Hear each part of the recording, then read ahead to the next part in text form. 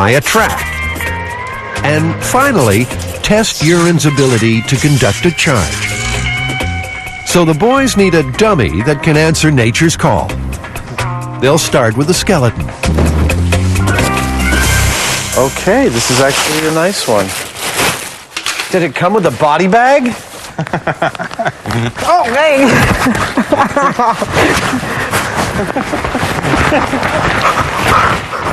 Stop! I'll always miss my old skeleton. It's too bad. He got his head blown off with a Mannlicher Carcano rifle. In the past, they've encased a skeleton in a product called ballistics gel, which is used to test bullets. The guys think it might work well here, too.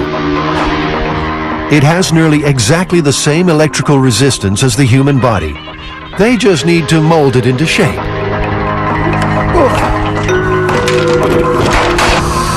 We use the vacuform for all sorts of things. We use it all the time here in the shop.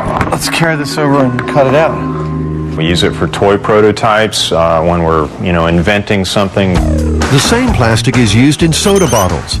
They'll mold the dummy's front and back and join the shells together. Normally, they'd use glue to do that.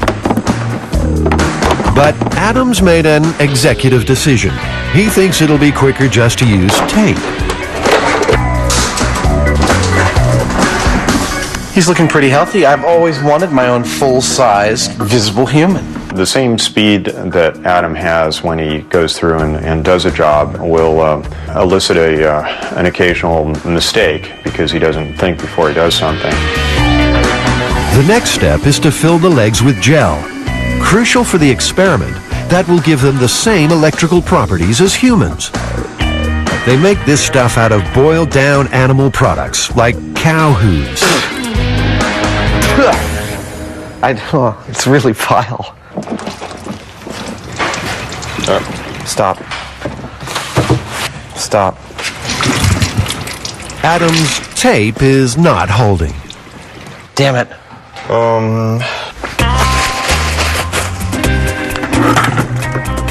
It's leaking from everywhere. We didn't glue that at all, huh? No, I didn't. Come on. Come on. Oh, slanted, sideways. Oh. If we get lots of ice in here really fast, we'll be okay. Ballistics gel sets solid when cool, but they only have 4 bags of ice. I kind of think you're... There we go. That's fast enough. Is there a spigot on this garbage can? No.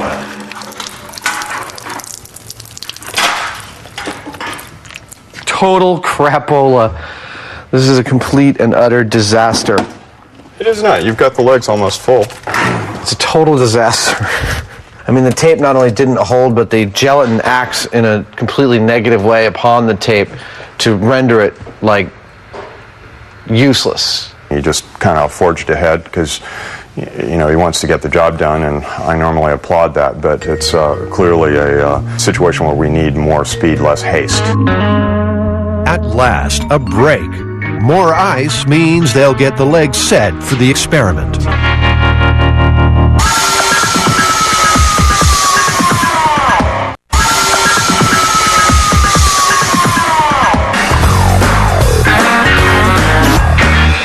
One thing that keeps bothering me about this is that, urine itself is probably not going to conduct all that much. I mean, we don't really know, but I can't imagine that you're going to be able to conduct current like you would with a wire. Yeah. And so the dirty work begins. Oh, it's warm.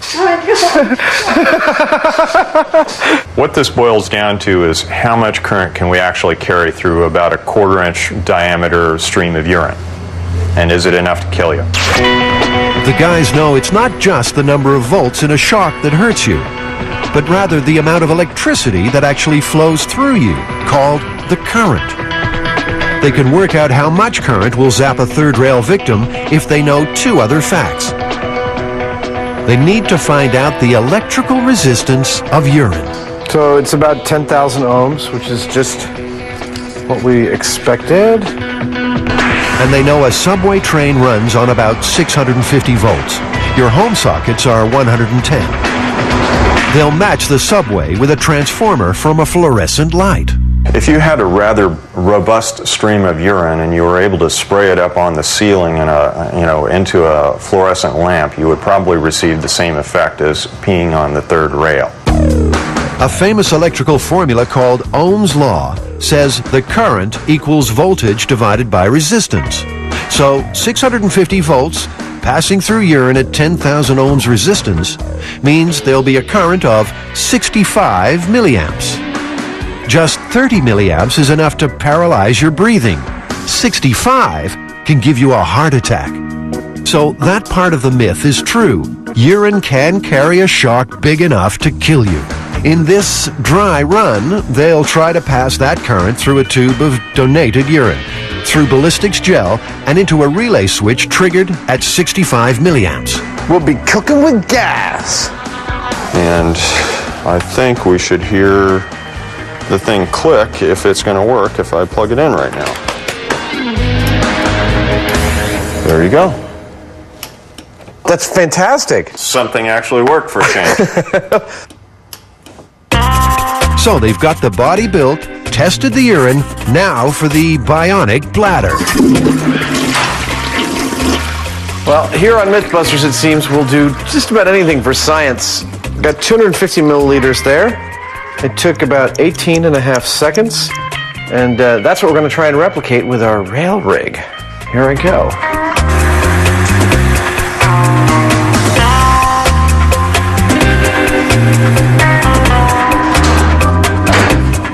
Start in now. 5 seconds. 10 seconds. 19 seconds, that's perfect. That's a relief. But Adam's still got bladder problems. So the question is pressure, I think. Yeah. Personally, I don't let gravity do my trick. You know, there's some pressure involved. So the question is how to add pressure to the system. What better way to pressurize a fake bladder than with a whoopee cushion? Yeah, that's holding pressure. Better still, it fits perfectly. But, of course, that's only half the equipment. If you make the stream really small and narrow, the surface tension is going to tend to make it go into a spray or a droplet. Yeah, I've gone as close as I can to the real thing. You got to fill it up? Yeah. Are you ready? Ready? Commencing. Wee-wee.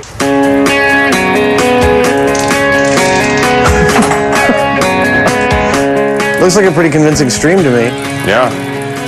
Yeah, the science is good. We know why things are working and why they're not working, and we're getting some really good results. I'm having a great time, as dirty as the work is. Okay. There we go.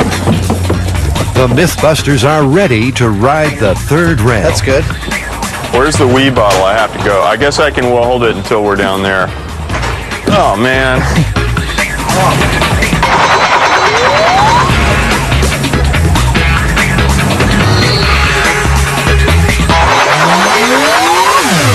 Remember, don't try this at home. We've got years of experience that keeps us safe.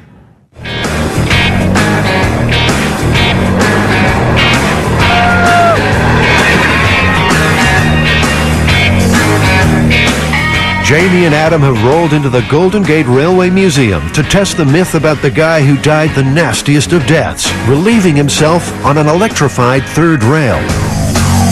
Usually when you hear the narrative, the guy has a name. It's Joseph Patrick O'Malley, a more Irish name you couldn't get. So I suspicion that part of this is a stereotypical legend, and it promoted the stereotype of the drunken, thick Irishman. O'Malley is in for a rough time. He's been built with the same electrical properties as the human body. The plan is to wire him up so that if the myth is true, current will run from the third rail up his urine stream and trigger an electric release switch, knocking him over backwards. The current by then will be exiting his feet. There's no third rail here, so they'll build their own. attaching a section of track to a 650-volt transformer. And once in position, there's the delicate but most important issue. Oh, perfect. Okay. How's the P aim look? P aim looks pretty good to me. I think that's going to hit handily. Okay. Adam, is your bladder ready to do the real thing? Yeah, we've got it set up basically the way we think it would be set up in real life, the way someone would actually happen across the situation.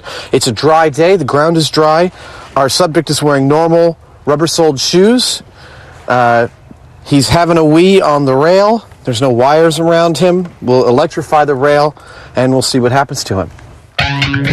The guys will stand on a rubber mat to insulate them. O'Malley, well, he probably wishes he'd had that drink. The electric release is like a human heart. If it's triggered, he's a dead man.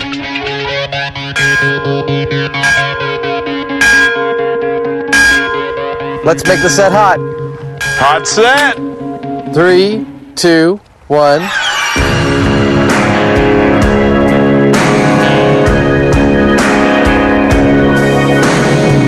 Nothing. The release wasn't triggered. O'Malley lives another day. Adams putting on a brave face. That's exactly what I expected. He's got rubber-soled shoes. He's on dry ground. There's no way a mere 600 volts is going to arc through his shoes. But there's life in this myth yet. Maybe it was a rainy night. The guy's shoes were wet. That would help complete the circuit with the ground. Hot set. We're electrified. Here we go.